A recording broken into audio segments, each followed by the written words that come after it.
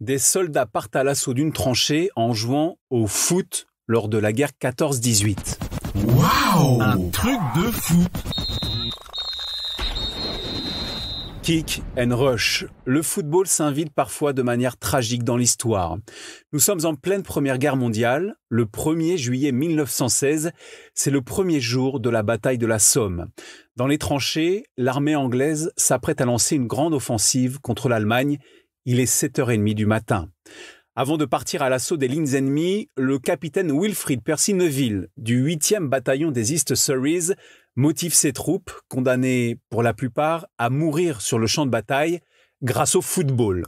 En effet, il propose un défi aux soldats sous ses ordres. Emmener les 2 ballons de foot qu'il possède dans les tranchées allemandes pour, en quelque sorte, marquer un but au camp adverse. Sauf que ce match se joue sur un no man's land et sous le feu des mitrailleuses.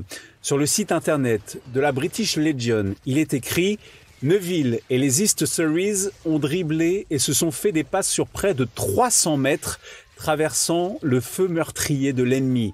Neville est mort juste devant les barbelés allemands, alors qu'il allait lancer une grenade.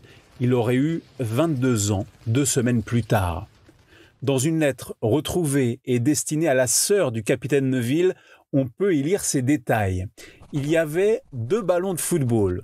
Sur l'un était écrit « Grande finale européenne, les East Surreys contre les Bavarois » et sur l'autre ballon, pas d'arbitre. L'un de ces ballons légendaires est aujourd'hui exposé dans la salle d'honneur des casernes de Kingston, près de Londres. Le capitaine Wilfrid Neville repose, lui, au cimetière militaire de Carnoy, dans la Somme, et son geste footballistique est immortalisé dans un court-métrage de Stéphane Barbato qui s'intitule « Play the Game ». Waouh! Un truc de fou!